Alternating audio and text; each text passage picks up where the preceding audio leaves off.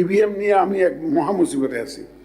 আগে কিনেছে ইভিএম, না আছে মেনটেন্যান্সের জন্য লোক, না আছে বাজেট, না আছে রাখার জন্য লোক। এটা যে ভাড়া করে রাখতে গেলে কোথায় রাখবো, এগুলার মেয়াদ কতদিন হবে, কিচ্ছু না করে ইভিএম কতগুলো হাজার হাজার লাখা লাখে কিনে রাখছে। বিভিন্ন জায়গায় আমার অফিস আদালত ভর্তি করে রাখছে। কাজ করার জায়গা নাই, সব ইভিএম রেখে দিছে। না করতে পারি স্ক্র্যাপ করে যে দিব, এইটা একটা বিশাল হেডেক হয়ে রয়েছে আমার জন্য, বিশাল হেডেক। এখন 42,000 ক্যামেরা আমি না সরকারকে বলে জোর করে কিনে এলাম। ইলেকশনের একদিন পরে 3 লাখ। এখন এই ক্যামেরাগুলো হু উইল মেনটেন দিস? আমি কি প্রত্যেক ইলেকশন, লোকাল গভর্নমেন্ট ইলেকশন আসবে, আবার কি সরকারকে বলবো যে আবার 42,000 কিনে দেন?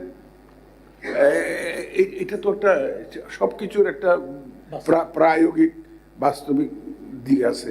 আমরা সব কিছু মিলিয়ে সব ডাইমেনশন চিন্তা করে এখন সরকার বলছে বডি ওন ক্যামেরা রাখবে পুলিশ। তা আমরা স্বস্তি নিঃশ্বাস ফেলছি যে এটা একটা কিছু ওটা আমাদেরকে সাপোর্ট করবে। এটা পুলিশের যে বডি অন ক্যামেরা আছে, প্লাস আমাদের অনেকগুলো প্রায় 10% সেন্টার অলরেডি কিন্তু আছে। শহর এলাকা, পৌরসভা এবং গ্রুপ সেন্টারে যে সমস্ত স্কুলগুলো আছে সবগুলোতে কিন্তু সিসি ক্যামেরা আছে। সুতরাং large number of centres have CC cameras already installed. এটা একটা আমাদের জন্য অ্যাডভান্টেজ। আমরা এগুলো অন রাখার জন্য চেষ্টা করব। তারপরে আমাদেরকে ঢাকা ইউনিভার্সিটির ভাইস চ্যান্সেলর মহোদয় পরামর্শ দিয়ে গেছেন যে সিসি ক্যামেরা হবে আপনার সাংবাদিকরা, সিসি ক্যামেরা হবে আপনার এই অবজারভাররা। যদি আপনি যদি গুড অবজারভার রাখতে পারেন, যদি ভালো সাংবাদিকদের জন্য ওপেন করে দিতে পারেন, যেটা আমরা চাই, we want to be transparent. এই যে লুকাইয়া ইলেকশন করতে চাই না, সবাই দেখুক, সাংবাদিকদের ভাইরা দেখুক, তাদের ক্যামেরা হবে আমাদের পক্ষ হয়ে সিসি ক্যামেরা, এই সাংবাদিকদের ক্যামেরা। সুতরাং আমরা চাই এই ধরনের ব্যবস্থার মধ্যে দিয়ে।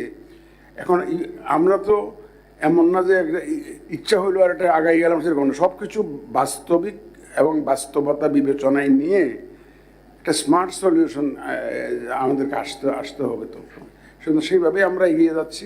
ইনশাল্লাহ আপনাদেরকে সাথে নিয়ে আমরা সুন্দর নির্বাচন দিতে পারবো, সেই বিশ্বাস আমাদের আছে।